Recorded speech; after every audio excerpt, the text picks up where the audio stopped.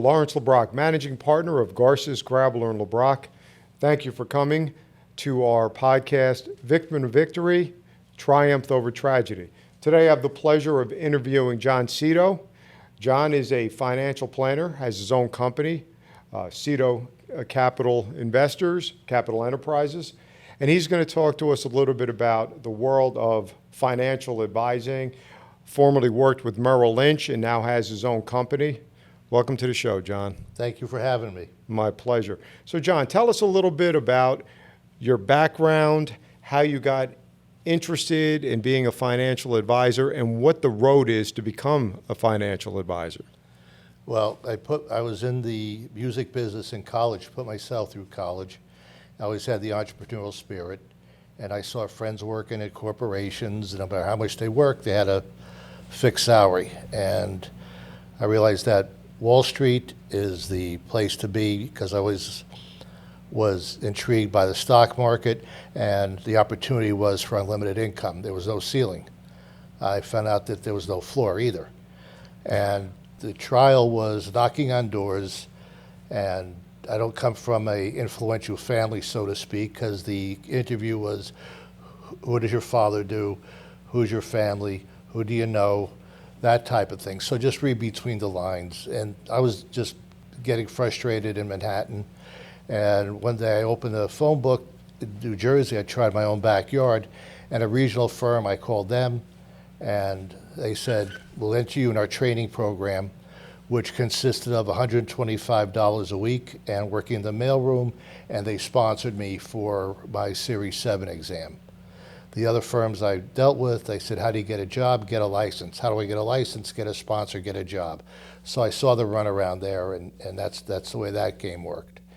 And from there, I built a book of business, and I had the opportunity to join Merrill Lynch in Manhattan, which I did, which was a whole different culture. It was like going from coach to first class, if you would. So Merrill Lynch, when did you first join Merrill Lynch? What year are we talking about, John? Probably about 1982, that area. So in 1982, you made that transition from the music business or industry. So tell me a little bit about that. What were you doing in music? And that's a heck of a transition to move into the world of finance. I was always in going to music concerts, and I looked around one day and I said, I could do this. This could be fun. And just knocking on doors, talking to people, and I didn't have the wherewithal, so they said to me, try the college market. At that time, in 1976, 77, colleges had the contacts, which I had none, and they didn't have the finances. I didn't either, but I figured, I'll find it. And I cold called, I bought back then, there was no internet, so I bought the Barron's Guide to Colleges. I remember that. I went on the East Coast that had facilities of 3,000 seats or more. And I called them, and I went to visit them, and I couldn't use my mother's address. So in the back of New York Times, they had use their office address. I had 127 East 59th Street for $20 a month. So anybody saw my stationery, it was a New York address. And they also gave me a 212 number. Lehigh University called me to come out and see how they do it. Was Kenny Loggins at the time and Dave Mason. And then after that, they called me and they said, would you like to do, this is the Stranger Tour 1977, would you like to co-produce Billy Joel with us? I said, I'll let you know, I'll call you back. And I called them back, I said, sure, we paid Billy Joel $12,500. I didn't have 12 cents, but I asked around, and a friend of mine whose father was of Beans said, if I get you the money, could I meet the band? I said, I don't care if you run away with the band. I really don't care. And I went to sit down with his dad, and he said, what'd you do? I said, I signed this contract. He goes, that's gutsy. You want cash or check? And went from there. The first one's always the hardest. And then from there, they called me back for another one. And then I did Boston in King's College, and then University of Maryland, directed the Academy Music Disco Awards, and on and on and on. So when time came to do the internship at college, they said the head of the business department said, well, we need you to do an internship. And I said, I don't work for free. He says, well, what have you been doing? And I told him. So I wrote a paper on concert production and the correlation of record sales. And that earned me 6 credits towards my my bachelor's degree. So that's how I got into that. And I realized that was a pipe dream. That was fantasy. Rock and roll's fantasy. Right. And then I cut my hair, shaved my beard, and said Wall Street's the way to go. All right, so then we transitioned into Wall Street, and then you started working with Merrill Lynch. Tell us about how that was going from, like you said, almost blue-collar coach to going to a first-class Right, the company. culture, the research, the expectations, the targets. It was just a very polished atmosphere. When you tell somebody with Merrill Lynch, it got their attention back then. And the offerings they had and for the client services was excellent. So you're with Merrill Lynch, and you start doing some deals with Merrill Lynch, and I'm sure you had some ups and some downs. You want to tell us about that? Sure. Any market, no tree grows straight to heaven. So I mean, it's a matter of dealing with clients, their sophistication and their expectation. You're managing emotions. They can't be watching TV. They can't be listening to the talking heads to make a decision. It's basically a psychology of managing people's emotions to be successful. And so after dealing with people, tell us about some of your big deals, some of your successes, and some of the failures. Well, I had a lot of success with Merrill, and we were always invited to these due diligence parties, cocktail parties, where sponsors of oil and gas and real estate syndications, they would show you their projects to entice you to put your client's money in it. And after reading these books, they said, I want to be in the book. Instead of selling it, I want my name in that book. Right. So at that point in time, I had plenty of connections, and I started making phone calls, and I was introduced to a gentleman who was a real estate developer with an excellent track record, excellent pedigrees, education. We sat down, and he brought me in on the project in Atlantic County. My job was to raise $1.5 million, and he signed personally on the construction note and did all the building and the planning. So that we did, and then, so now I'm living the dream. This is what I wanted. I hit the target. I'm happy as a clam. My compensation was upon the completion of the project. And then the market falls apart. The construction loan's dead. Now we laid out all the money for the planning, the blueprints, permit, everything. Money's gone, and so is the project. The owner of the land took it back, and I had to go back to all these investors and saying, it's gone. Brutal. I took it personal. I was devastated. So explain a little bit about how the construction loan market dried up and why. That I don't know because I was not on that finance end, but the $1.5 million were deposits, and then they were signing to build. I believe the housing market down there slowed off. This was a residential project. It was on 193 acres, like 40 homes, 23 townhomes. It was down the street from the Hamilton Mall, which they built for, I think, several $100 million. So you figured if they put $100 million, a couple $100 million in that neighborhood, we're 2.5 miles away. So everything made sense. And the economics just didn't work in my favor. What year was this? Circa, I want to say 88. Yeah, a lot of people got hurt when that market crashed at that time. Mm-hmm. So you go from living your dream, building your dream project, or being involved in the dream project. Into a nightmare. Yeah, and what did you tell your friends that had invested in you? Because it's a personal business. They're not really investing in the project. They're investing in you. When I went from the small firm in Jersey to Merrill Lynch, they didn't care about the bull on the letterhead. They were dealing with me, not the bull on the letterhead. I know. And how did you feel about that? And what did you tell I them? was devastated. And I had sleepless nights till I finally, now what? So what? Let's do it. Do what you have to do. Man up. Don't run away from your problems. Don't run away from your mistakes.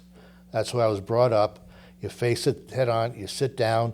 Some people were like the end of the world, which I would never. They did put all their money in one basket. So this was a small percentage of their portfolio, but it's still a loss.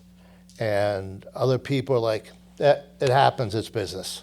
We know it wasn't your fault. It's not like that money and I was out and I spent it on a Porsche and took a Learjet with my friends to Vegas for a party. I lost, everybody lost. They realized that. They knew it wasn't my fault, so that was an easier pill to swallow.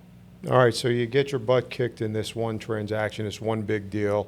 What did you do after that? How did you overcome this? It just knocked the heck out of me for a while. I took it personally. My confidence went down the gutter. I mean, I don't think I could have sold you a fire extinguisher if you were on fire.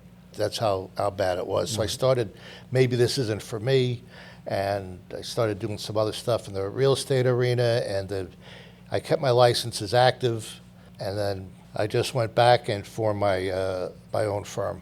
What was the firm and when did you start it? Let's say 1995 in that area, 96. But I had my licenses with a securities firm because you have to. So on the other end, I formed a registered investment advisory, and I don't need anybody for that. So I had the best of both worlds. I have the best of both worlds, and just keep on building it from there. So what did you do then in 1995? You started building, picked yourself up, you started building a new company? And a friend of mine owned an office building, and he gave me an office all the way at the end of the hall where there was a desk, and you had to hop over the desk to get out the door, just so I could have a business address. So how do you go from Merrill Lynch, who's one on the A list, to now 7 years later, putting your own shingle out, so to say, and starting your own business? How do you find clients? How do you find people to represent? I still had the clients. Okay.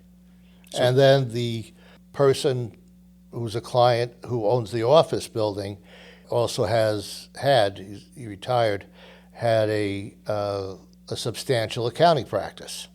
So what he did for me, he wrote the letter. I paid for the printing on his letterhead. It was introducing me. Right. And we mailed out to all his clients. He was endorsing me. And then the sky just opened up. And then what were you doing for people? What were you doing for your clients? I worked with several different money managers that I placed the money with. And just so everybody understands, what is a money manager? A money manager is a portfolio manager. You hand him the money and he picks the stocks, and depending on the type of fund, whether you want aggressive growth, tax-free, tax advantage, conservative, bond fund, he will then buy the instruments in that fund. If you go to a Fidelity fund, they have the international, they'll have the growth and income, and they buy stocks and positions that meet that model. So starting in 1995, now it's 30 years later. How has your personal portfolio of clients grown? How's everything? It's grown, and my friends laugh at me. They're taking minimums of $500,000, $1 million. I take everyone because you never know. I had a lady come in with $30,000. It was all she had. And it was a sad story, but I'd rather make no money on that than prevent her from getting taken advantage of. So, and I knew within weeks she's going to start taking withdrawals. And I do client appreciation dinners. Basically, it's like a cocktail party at a wedding. Everybody comes, I work the room. If I know you're an estate attorney and the client over there's parents just died with a large estate, let me introduce you to. Right. And I invited her. She got dressed up to the best of her ability, smiling, everybody's friendly. You have to be nice and honest to work with me, those criterias, right? 3 months later, her brother gets divorced. His wife was the high earner. He gets half of her 401k via Quadro. Guess who they called? Call you. Now, if I was she's a sad sack, $30,000, put my nose in the air like, who am I? Look at me. No. But by making her as a human being, that's what happens. So you see, you never know. That's very true. As my partner says, every client is a walking billboard. You take care of them, you treat them right, and they're going to tell everybody how wonderful you are. And I still have clients from the first firm. So what do you do for your clients? It's all a matter of I do a portfolio MRI with the program and manage your expectations, and you're a travel agent, where you want to go and how you want to get there. You want to fly, you want to train, you want to walk, you want to take a bus, you want to go on a cruise. And also, realistically, if you take a bus, it's going to take a really long time to get there. Yeah. Treat everyone as an individual. Nothing's cookie cutter, which you see a lot of. So tell me a little bit now about, I know you're a little bit of a philanthropist and you like to give back to the veterans. Let's talk a little bit about how you got involved with the veterans and why. Well, growing up, I was always taught, it was World War II then. These soldiers, these people, they risked their lives so we could sit here and have a roof over our head. And some come back, some don't.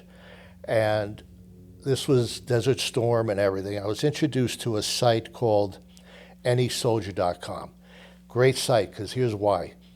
You click on where to send. You could go Army, Air Force, Marines, and so on, and a drop-down box with names. You click on a name. Hi, we're here. We don't have outlets, but we could use this. No more peanuts, etc.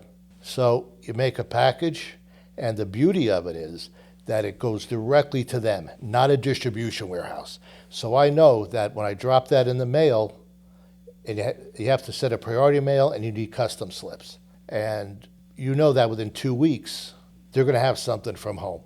I also learned that if you're going to do multi-packages into the same soldier, you space them out because they were blowing up mail trucks, so you may never get it. So when client would call me, prospect would call me and say, what's your consultation fee? My consultation fee is spend $40 to $50 at the dollar store. Here's my list.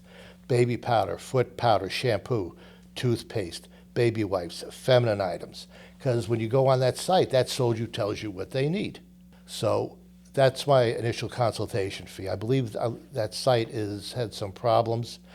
And I'd sent cigars. Marines love cigars. They like flavored cigars.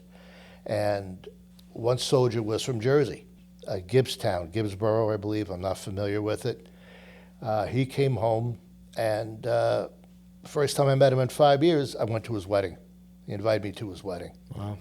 So people say, why do you do it? I said, I'm too old, too fat, I can't. That's why. Because I can do it. I can't go over there. And then when you learn when they come home, the stories they tell you, it's amazing. No water. When you send baby wipes, it's like gold. That's their shower.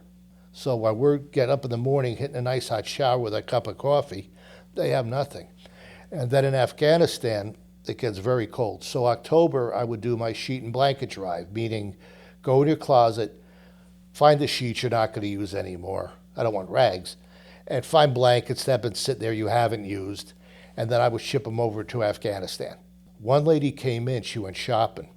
She came in with those sets of 1,200 count sheets from Home Goods. When I was thinking, when they get them, that's going to be amazing. And then I also participate with Cigars for Warriors. They are out of Florida, and they just send pallets of cigars to the soldiers overseas. That's great. It's a great way to give back. And I know you got involved with animal rescue as well. Tell us a little I bit just have about a passion for animals because they don't have a voice. And my choice is the Ramaco Bergen Animal Refuge up in Oakland, New Jersey. And what do you do with that? I just send them money by gift. Instead of just sending them money, what I'll do is I go to mom and pop pet stores and I buy gift certificates. So this way, when I give them to it's called our Barry, when I give it to them, they will spend it at a local merchant versus Amazon. So it's a double benefit. They get the benefit, and so does a local merchant. Tell us a little bit. You're doing very well. You're giving back to the community, which is incredible. Tell us a little bit about where did you come from? Did you come from money? You talk about pedigree, that you didn't have any. Explain to me where you came from, a little bit about your family life as a kid. I was born in Hazleton, Pennsylvania. My father was from New York. He was a sportswear buyer and moved out of Pennsylvania. He was going back and forth from Manhattan to Pennsylvania. And after sixth grade, we moved to Dumont, New Jersey. I'm an only child, so I do not have only child syndrome. And my father's posture was, I did it the hard way, you do it the hard way. So never got a check for tuition. Everything I did was I scrubbed dishes, I delivered papers. I remember one time I came in from shoveling snow. He says, what are you doing? I said, I'm finished. He goes, no, you're not. Go back out. There was a restaurant 3 blocks away. I lied about my age. It's supposed to be 16. I was always big. And yeah, I'm 16. They didn't care back then. And I said I could walk to work. I work indoors. You feed me and you pay me. When you're 14 years old, that's a score. So then you put yourself through school and you worked your way up. Doing that, what advice can you give to, we're talking a little bit off the air about sometimes young people and their lack of communication skills in person. What advice can you give to some young people about how to succeed when they're coming from nothing? Don't be afraid. It's just set it and just do it. And, talk to people. Don't look, stare. Talk. People want to be spoken to. Say thank you. That's a good start. Just don't be afraid what people think. As long as you're keeping it legit and clean, you're not hurting anyone. Don't care what people think. Don't care. People always want to be jealous and put you down. Like certain people, and don't keep your mouth shut. I said I was doing 193 acres. That will never work. Don't tell people, because oh, you're never going to finish that. Don't listen. Let's just say the better. That's funny you say that, because we had Eric Nolan sitting in that seat who's fighting this coming weekend for a championship. He said if he had any advice to give kids, it would be set your goals, but don't tell anybody, because all the naysayers are going to tell you it's never going to be successful. No, that's right. Let's just say the better until you pull up in your Corvette. We had a nice conversation here. Is there anything else you'd like to share with people to know about you or to know how to overcome adversity and hardships? Don't take it personal. As long as you did the right thing, this too shall pass. It's not life-threatening. Thank God you're not in a hospital with tubes. It could always be worse. And just learn from it. Don't make the same mistake twice. And John, if somebody wants to invest with you or get some advice for you or get that free consultation where they have to donate some money to your favorite charity, how do they find you? 201-487-2486. And the name of your company? Cito Capital Advisors. Thank you so much, John, for being here. It was a pleasure. Thanks for having me. My pleasure.